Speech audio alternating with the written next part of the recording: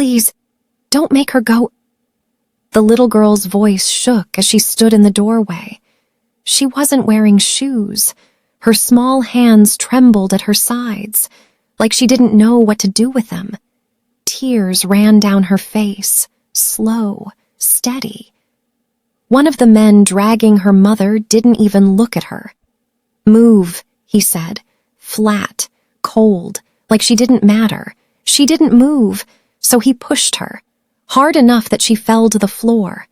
A glass shattered somewhere behind her. Still, no one helped. Not the couple sitting closest, not the man at the bar, not even the waiter just a few steps away, because everyone in that room understood something she didn't. You don't interfere with men like that. "Mama!" Her voice broke as she tried to crawl toward her. Her fingers scraped against the floor as she reached forward. But her mother didn't scream, didn't fight, didn't beg. She just looked back. And there was something in her eyes that made it worse. Not panic, not hope, just acceptance, like she already knew no one was coming. And moments like this, they don't just happen in stories. They happen in real life, too. The kind people see and choose to ignore. The kind no one wants to get involved in. So if stories like this matter to you, the ones where someone finally steps in, consider subscribing, because this one doesn't end the way you think. And then something changed. Outside, cars, more than one.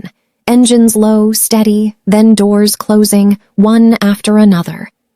Inside the restaurant, the shift was quiet, almost invisible, but it was there.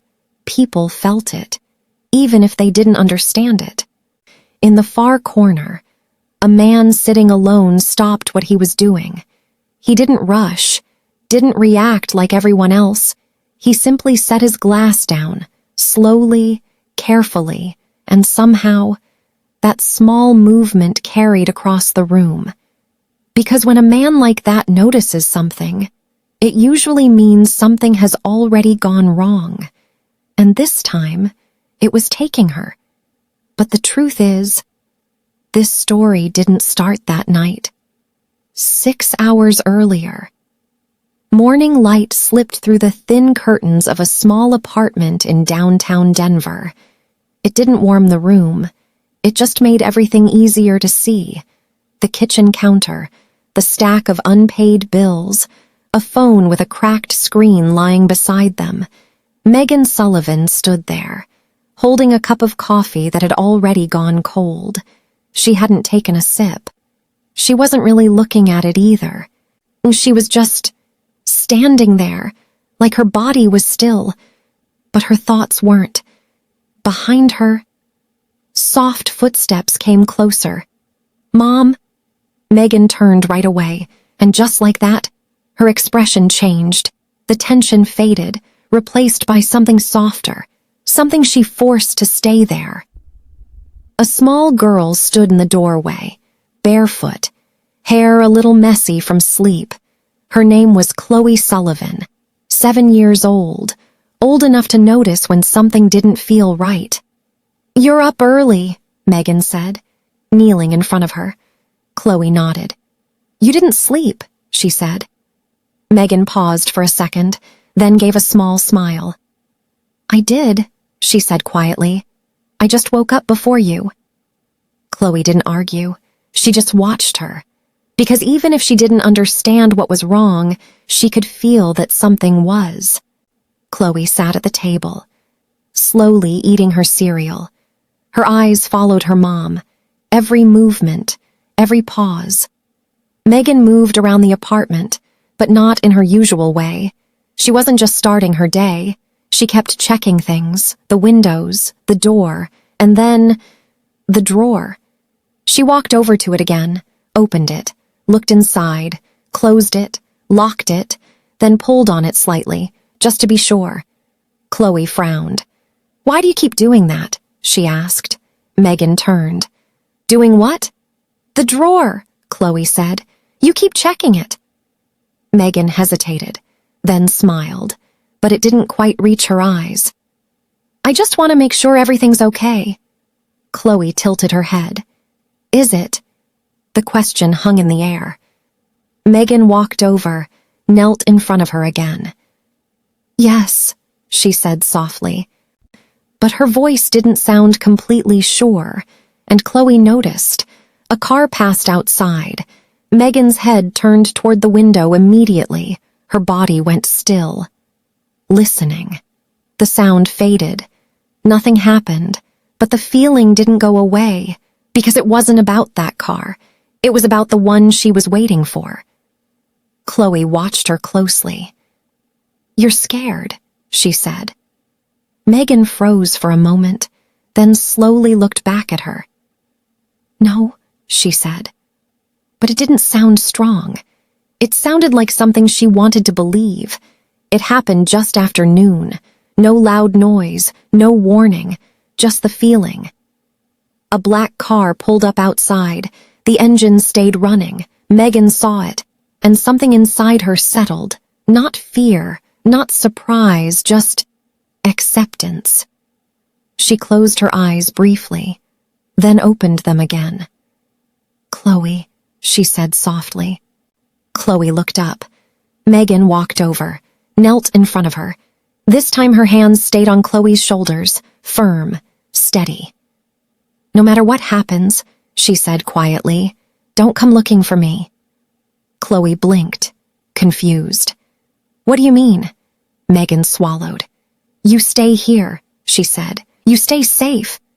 A knock on the door, soft, controlled, final. Chloe flinched. Megan didn't. She stood, walked to the door, and opened it. Two men stood outside, calm, like this was normal. Miss Sullivan, one of them said. Megan nodded. I know. Chloe moved closer, holding onto her shirt. What's happening? She whispered. Megan turned, knelt down one last time. She pulled Chloe into a tight hug, holding her longer than usual.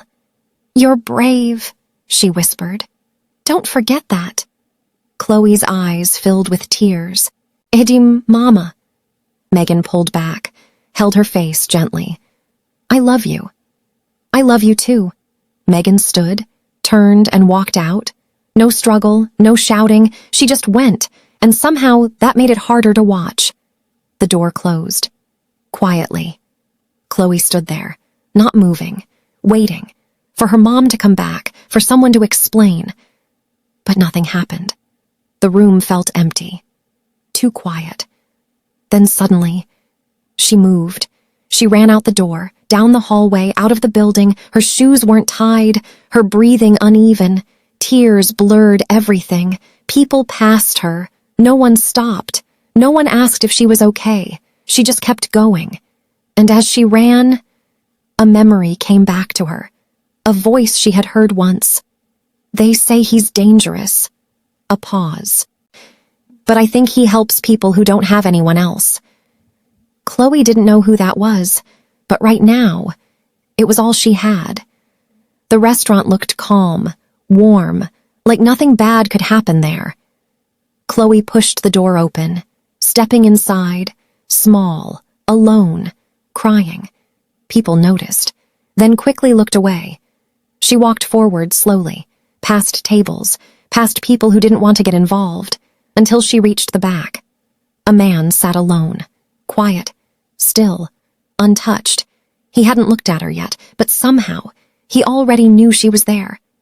Chloe stopped in front of him. Her voice shook. Please. She took a small breath. I think you're the only one they're scared of. Silence. Then, he set his glass down, slowly, and everything changed. He didn't look at her right away. Instead, his eyes shifted slightly toward the entrance, like he already knew what was coming. Then he spoke, calm, steady. Who took her? Chloe's breath caught, because in that moment, she realized something. He believed her, and that meant whatever happened next was going to change everything. Chloe didn't answer right away. Her throat felt tight, like the words were stuck somewhere between her chest and her mouth. The man still hadn't fully looked at her. Not directly, but his attention had shifted. It was on her now. Waiting. "Richard," she whispered, her voice uneven. "Richard Cole." The name didn't sound like much when she said it, but the room reacted. Not loudly, not in a way you could point at. But something changed. A waiter slowed down mid-step. A man at the bar lowered his glass without drinking. Even the silence felt heavier, because that name meant something. Not to Chloe, but to everyone else, and especially to him. The man finally looked at her. Really looked at her this time, calm, focused, like he wasn't just hearing her words, he was reading everything else too. "How long ago?" he asked. Chloe wiped her face quickly with her sleeve. "I don't know," she said. "They took her, and I ran." Her voice cracked again. "I didn't know where else to go." For a moment, he didn't respond. He leaned back slightly in his chair. Not relaxed, just thinking, like he was putting something together in his head. Then, he stood. It wasn't sudden, it wasn't loud, but everyone noticed. The kind of movement that didn't need attention. It just took it. Oh, people didn't gasp, they didn't speak, but you could feel it, because men like him didn't stand up without a reason, and now he had one. Outside, cars had already started lining the street, black, clean, engines running low, nothing messy, nothing rushed. It all looked planned. Inside the restaurant, things began to change quietly. Staff moved faster, but without drawing attention. Tables were cleared. Guests started leaving early. No one made an announcement. No one told them to go, but they understood. Something was coming, and they didn't want to be there when it did. Chloe stood where she was, watching him. She didn't understand everything happening around her, but she could feel it. The way the room had changed, the way people were moving, like she had stepped into something serious, something bigger than her. The man reached into his jacket, pulled out his phone. He didn't check it, he just held it for a second. Then someone stepped up beside him. Quiet, close, like he had been nearby the whole time. "Sir," the man said. The protector didn't turn. "Richard Cole," he said. "Where is he?" There was a short pause. "We're confirming," the man replied. "Confirm faster." The tone didn't rise. It didn't need to. It was the kind of voice that didn't repeat itself. Chloe looked between them. "Are you going to help her?" she asked softly. The man didn't answer right away. He looked down at her, really looked, taking in her face, her tears, the way she was trying to stay steady. "You came here alone," he said. Chloe nodded. "I didn't know where else to go." He watched her for a second longer. "Who told you about me?" She hesitated. "I heard people talking," she said. "They said you're dangerous." A small pause. "But they also said people are scared of you." She swallowed, and I thought, maybe that means you can stop them. No one in the room interrupted. No one would have dared. And in moments like that, when someone small stands in front of something powerful, with nothing but hope, you have to think about it. What would you have done? Would you walk away like everyone else? Or would you stop, even if it meant getting involved in something dangerous? Let me know in the comments. The man took a slow breath. Not tired, just thinking. Then he stepped forward, positioning himself between Chloe and the entrance. It was a small move, but it meant everything, because it was a decision. And everyone in that room understood it. One of the men near the door straightened slightly, watching him more carefully now. "You shouldn't get involved," the man said. His voice was calm, respectful even, but there was something underneath it. "This isn't your concern." The room went quiet again, because that wasn't just a suggestion, it was a warning, the kind most people didn't ignore. The man stood there for a moment, still. Then he spoke. "It is now." 2 simple words, quiet, but they landed hard, and just like that, everything changed. Outside, doors locked, soft clicks, one after another. Inside, no one moved, but something shifted, not just in the room, beyond it. Phones started ringing in different places, messages being sent, people moving. Because news like that didn't stay quiet. He had chosen to step in, and that meant something was about to happen. The man beside him stepped closer. "Sir," he said quietly, "this will escalate." "I know," they'll respond. "I expect them to." A short pause. "He's not small," the man added carefully. The protector finally looked at him, and for a brief moment, there was something there. Not anger, not worry, just certainty. "Neither am I." Chloe stood just behind him now, closer than before, like she knew without being told that this was the safest place to be. "Are they coming here?" she asked. He didn't turn. "Yes." Her hands tightened slightly. "Will they take me too?" That made him pause, just for a second. Then he looked back at her. No. The way he said it, calm, steady, left no room for doubt. And for the first time since everything started, Chloe believed something would be okay. Outside, more cars pulled in, positioned carefully, not blocking anything, just surrounding. Inside, the last few guests slipped out quietly. Staff stepped back, out of sight, because whatever was about to happen, they didn't want to be in the middle of it. One of the men near the entrance stepped forward again, closer this time, more direct. "Last chance," he said. "Return the girl." No one answered, because the answer had already been given. The protector adjusted his jacket slightly, not nervous, not rushed, just ready. Then he spoke. "You took something that wasn't yours." Silence. "And now," he continued, "you're going to fix it." The tension in the room tightened, like everything was being pulled toward a breaking point, because this wasn't a discussion anymore. It wasn't something that could be talked through. This was something else, something final. Outside. A car door opened, slow, deliberate. Someone stepped out, calm, confident, walking toward the entrance, inside.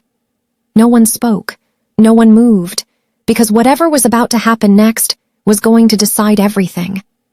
The door opened slowly, not kicked in, not forced, just pushed open, like whoever was coming in already expected to walk right through. Everyone looked up, even Chloe. She stood just behind the man, her fingers lightly holding onto the back of his jacket without even realizing it. The man who walked in didn't rush. He didn't need to. He moved like someone who was used to being in control. Like nothing in the room could surprise him. His eyes moved across the restaurant, empty tables, quiet staff. Then they stopped, on the man standing in the middle, still, unshaken. And then, on Chloe. A small smile spread across his face. Not friendly, not kind, just satisfied. "Well," he said casually, "this makes things easier." Chloe froze. Her chest tightened. She knew that voice, even if she had barely heard it before. Something in her just knew. He was one of them. The man stepped further inside. 2 others came in behind him, calm, focused, like they weren't expecting a problem. "You've caused a bit of trouble," he said, still looking at Chloe. "Running off like that?" Chloe shook her head slightly. Her voice broke. She couldn't get the words out. The man in front of her didn't move. But something about him shifted. He was still calm, still quiet, but there was more weight to him now, like the room itself had settled around him. "Did Richard Cole send you?" he asked. The man smiled again, a little wider this time. "Richard doesn't come out for small things," he said. "Not like this." Small. That's what he called it. Chloe felt her stomach twist. The man in front of her tilted his head just slightly, looking at him carefully. "And yet," he said, "you're here." The smile faded just a bit, not gone, but thinner. "Because you're involved," the man replied. "That changes things." A short pause. "Give us the girl," he added, "and we'll leave." The room went quiet again. Thick, uncomfortable. Chloe's hand tightened slightly on the back of the man's jacket. She didn't even notice she was doing it, didn't realize she had already chosen where she felt safest. The man glanced down for just a second, not directly at her hand, but he noticed. Then he looked back up. "No," he said. That was it. No explanation, no hesitation. The air in the room shifted instantly. The two men behind the visitor adjusted slightly, not attacking, but ready, like they were waiting for something to happen. The man let out a slow breath, like he had expected that answer, but still didn't like it. "You don't usually get involved," he said. "That's why things run smoothly." No response. "You stay in your world," he continued. "We stay in ours." He took a step closer. "Crossing that line doesn't end well." Chloe's heart was beating fast now. She could feel it in her chest, in her throat. But the man in front of her didn't move, didn't step back, didn't even blink. Instead, he asked one thing. "Where is her mother?" The man gave a small laugh, shook his head. "That's not your problem." A short pause. "It became my problem the moment you took her." The room went still again. The man's expression hardened. Not a big reaction, just enough. "You're making this bigger than it needs to be," he said. "No," the other man replied. "You already did that." Outside, there was movement, subtle, but constant. Cars adjusting, people taking positions, the kind of quiet activity that meant something serious was building. Inside, the tension kept growing, slowly, like something was being stretched too far. The man stepped closer again. Now there was barely any space between them. "This is your last chance," he said quietly. "Move." Chloe's breath caught. Her fingers tightened again. She didn't want him to move, didn't want to be seen, didn't want to be taken. But the man didn't step back. He stepped forward, just once, placing himself fully between Chloe and the men, blocking her from their view. "You already had your last chance," he said. Something changed in the man's face. Not fear, but understanding. This wasn't going to be settled by talking. For a moment, everything was still. Then, a phone rang. Not inside. Outside somewhere, then another, like signals moving outward. One of the men behind him leaned in, whispered something, too quiet to hear. But it mattered, because the man's face changed again. This time, he looked less sure. He looked back at the man in front of him, studied him. "What did you do?" he asked. No answer. Outside, engines started, not driving away, just running, waiting. Inside, the man finally spoke again. "Richard Cole built something he thinks can't be touched." A pause. Then, "He's wrong." Chloe looked up at him. She didn't understand everything, but she understood enough. This wasn't just about her anymore. Something bigger had already started. The man in front of them took a small step back, just one, but it was enough, because now he wasn't fully in control anymore. "You don't know what you're starting," he said quietly. "I do," came the reply. Another phone buzzed, this time in his hand. He hesitated, then looked at it, and whatever he saw changed everything. The confidence was gone. Just like that, Chloe noticed, even she could tell, something had gone wrong. For them. The man looked up again, tension in his face now. "You should have stayed out of this," he said. The answer came just as calm. "You should have left her alone." Silence, heavy, final. Outside. Sirens started in the distance. Not police, something else. Organized, planned, inside. The man slowly lowered his phone, and for the first time, he wasn't in charge. He was waiting. Because somewhere out there, everything Richard Cole built was starting to fall apart. For a moment, no one moved. Not Chloe, not the men near the door, not even the one who had walked in like he owned the place. Because something had shifted, and everyone felt it. The man looked down at his phone again, like maybe he read it wrong the first time. His jaw tightened. "Pick up," he muttered, calling someone. No answer. He tried again. Still nothing. Outside, engines were still running, but now there was more. Movement. Quick. Organized. Not random. Not confused. The kind of movement that meant something serious was happening. Inside, Chloe stayed close behind the man. She didn't say anything, didn't move, but her fingers were still holding onto his jacket, like if she let go, everything would get worse again. The man near the door looked up. This time he wasn't as calm. "What did you do?" he asked. No answer. The man in front of Chloe adjusted his sleeve slightly. Calm, unbothered, like none of this surprised him.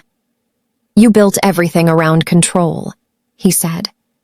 The other man frowned. "What are you talking about?" "You made people believe no one would step in," he continued, "that no one would touch you." A short pause. "And that made you careless." The man shook his head quickly. "No," he said, "that's not what this is." But his voice didn't sound as sure as before. One of the men behind him leaned in. "We should go," he said quietly. "Now." The first man didn't respond. He just kept staring, trying to understand what was happening. Chloe looked up, her voice small. "Is my mom okay?" The question sat in the air, heavy, real. This time the man turned slightly toward her. Just enough. "She's alive," he said. Chloe's breath caught. "Where is she?" A short pause. "On her way back." Chloe didn't know how that could be true. Not yet. But she believed him anyway. Because everything else he said was already happening. Outside, a car door slammed, then another. Low voices followed, not loud, not messy, just controlled.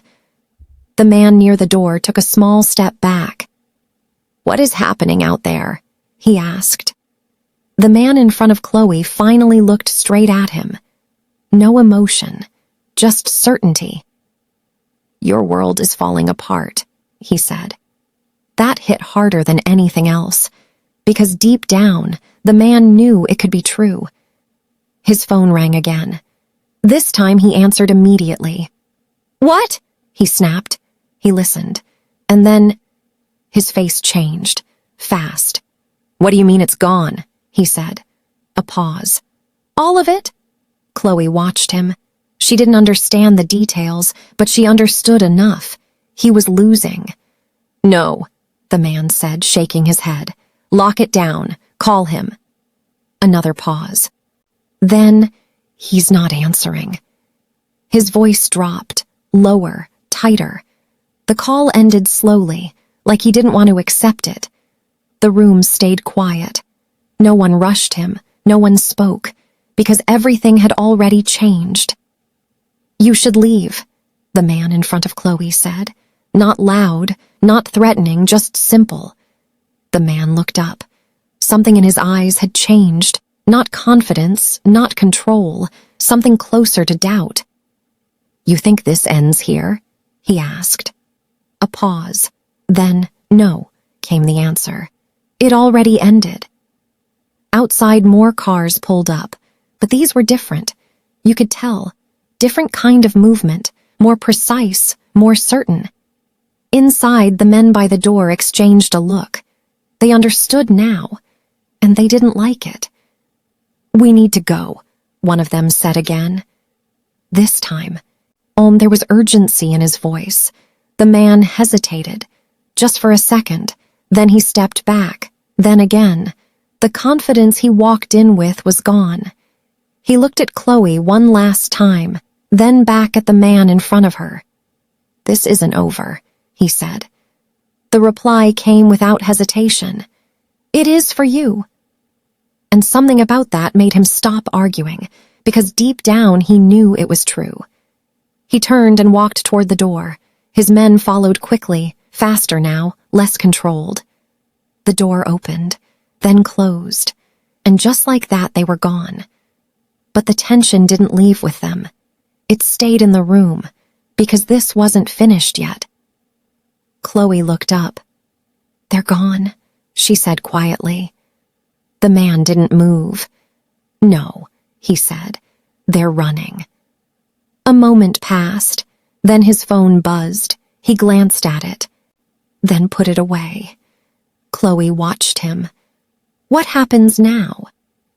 This time he didn't answer right away, because now it wasn't about stopping something, it was about ending it completely.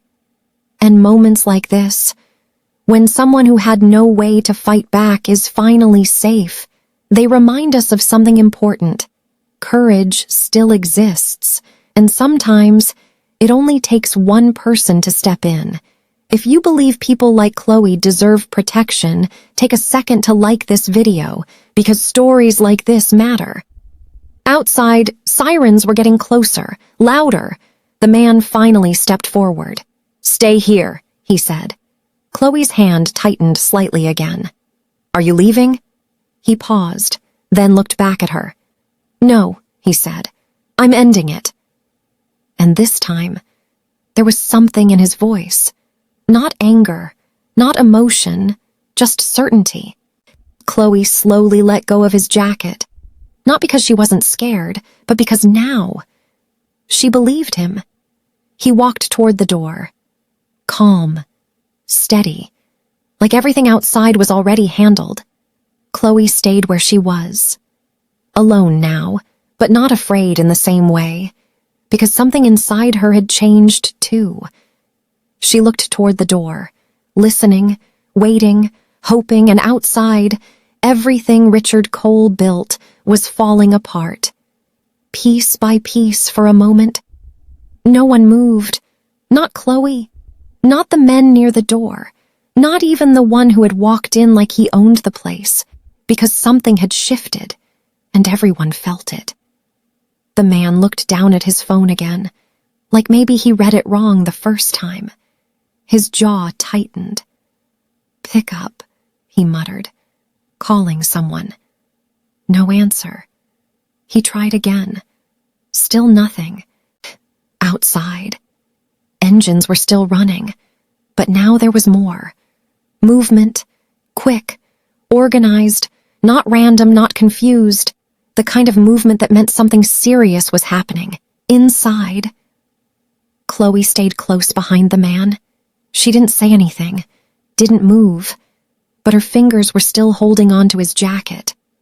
Like if she let go, everything would get worse again. The man near the door looked up. This time he wasn't as calm. "What did you do?" he asked. No answer.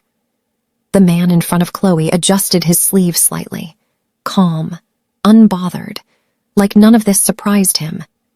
"You built everything around control," he said. The other man frowned. "What are you talking about?" "You made people believe no one would step in," he continued, "that no one would touch you." A short pause. "And that made you careless." The man shook his head quickly. "No," he said. That's not what this is. But his voice didn't sound as sure as before. One of the men behind him leaned in. "We should go," he said quietly. "Now." The first man didn't respond. He just kept staring, trying to understand what was happening. Chloe looked up, her voice small. "Is my mom okay?" The question sat in the air, heavy, real. This time, the man turned slightly toward her. Just enough. "She's alive," he said. Chloe's breath caught. "Where is she?" A short pause. "On her way back." Chloe didn't know how that could be true, not yet, but she believed him anyway, because everything else he said was already happening. Outside, a car door slammed, then another. Low voices followed, not loud, not messy, just controlled. The man near the door took a small step back. "What is happening out there?" he asked. The man in front of Chloe finally looked straight at him. No emotion, just certainty. "Your world is falling apart," he said. That hit harder than anything else, because deep down, the man knew it could be true. His phone rang again. This time he answered immediately. "What?" he snapped. He listened, and then his face changed, fast. "What do you mean it's gone?" he said. A pause. "All of it?" Chloe watched him. She didn't understand the details, but she understood enough. He was losing. "No," the man said, shaking his head. "Lock it down, call him." Another pause. Then, "He's not answering?" His voice dropped, lower, tighter.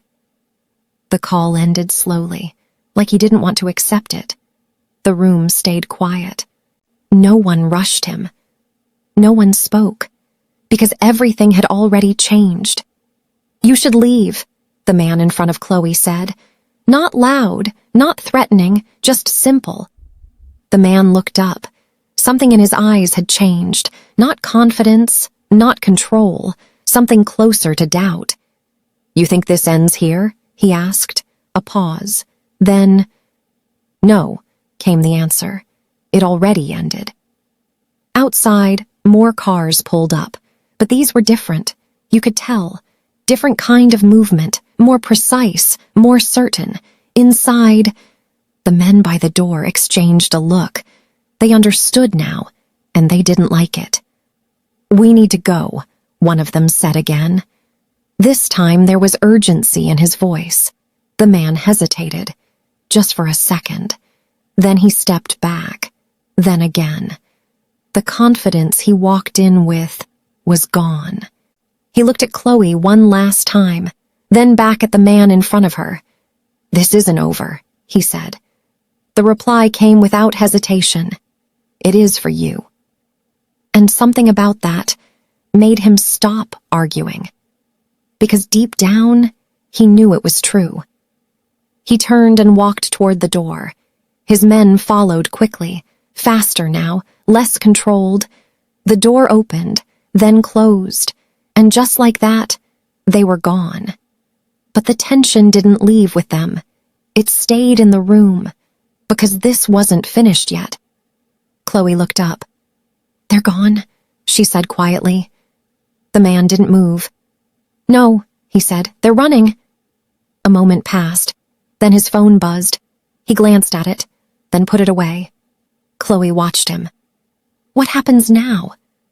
This time, he didn't answer right away, because now it wasn't about stopping something. It was about ending it completely. And moments like this, when someone who had no way to fight back is finally safe, they remind us of something important. Courage still exists, and sometimes it only takes one person to step in.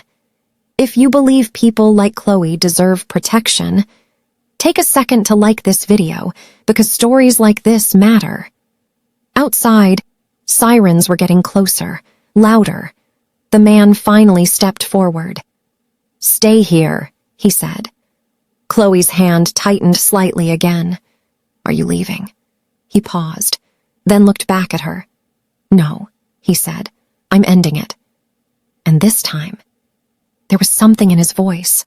Not anger, not emotion, just certainty. Chloe slowly let go of his jacket, not because she wasn't scared, but because now she believed him. He walked toward the door, calm, steady, like everything outside was already handled. Chloe stayed where she was, alone now, but not afraid in the same way, because something inside her had changed too. She looked toward the door, listening, waiting, hoping. And outside, everything Richard Cole built was falling apart, piece by piece, somewhere across the city. A door burst open. A man turned, too late.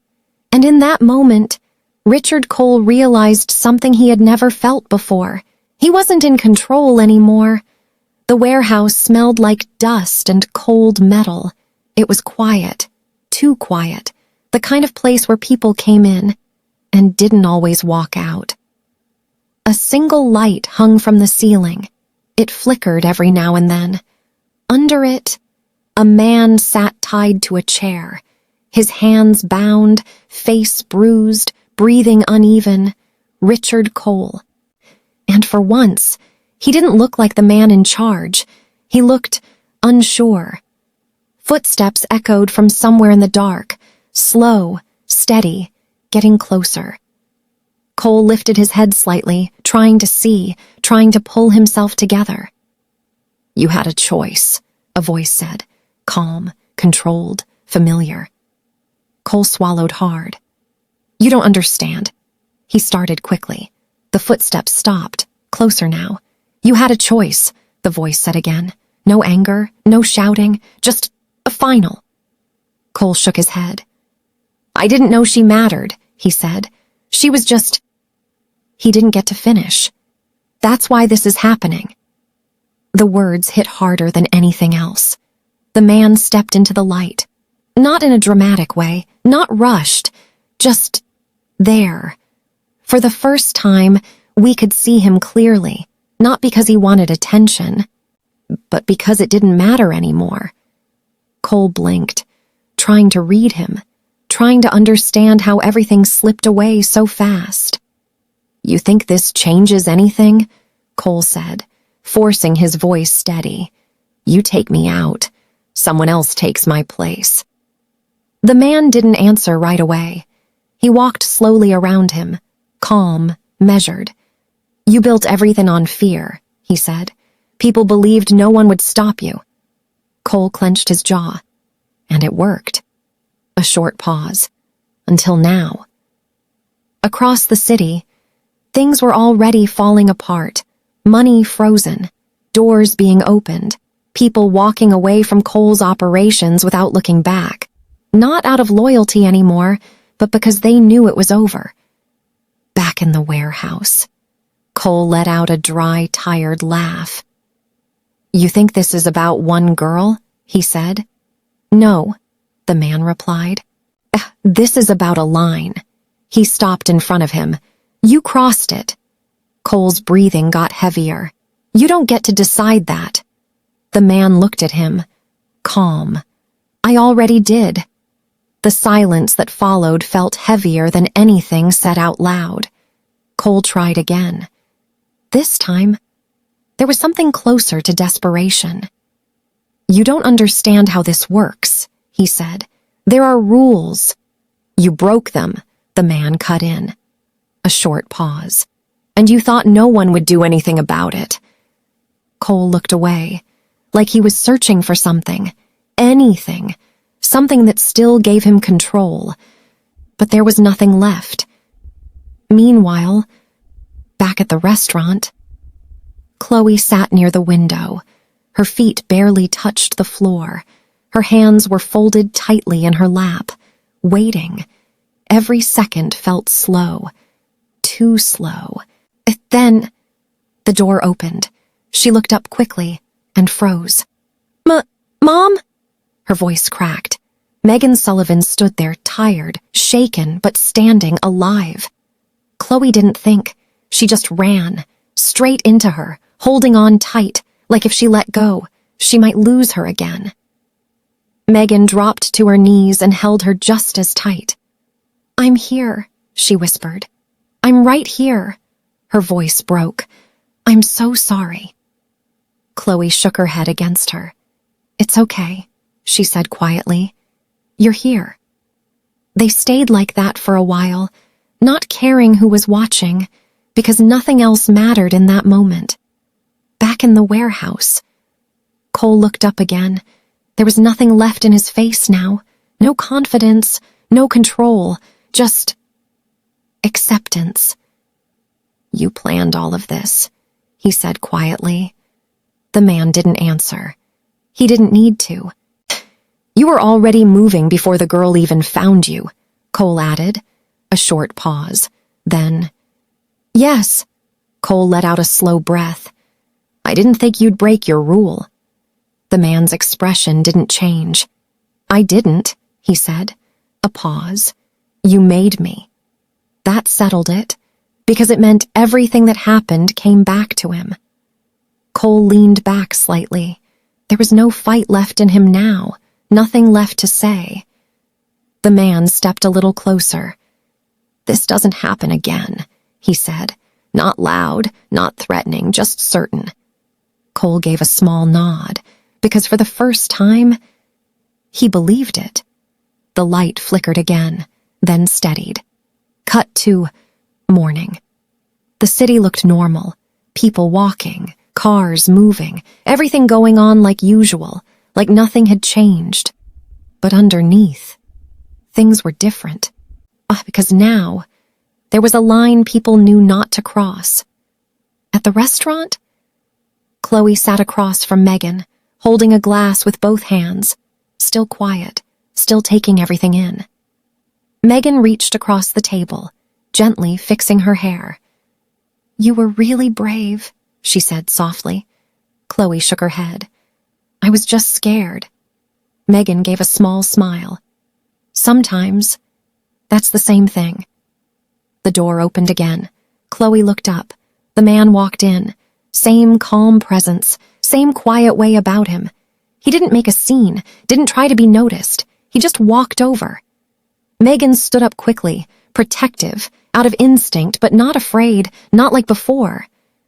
"Thank you," she said, her voice steady. "Real." He gave a small nod. Nothing more. Chloe looked up at him.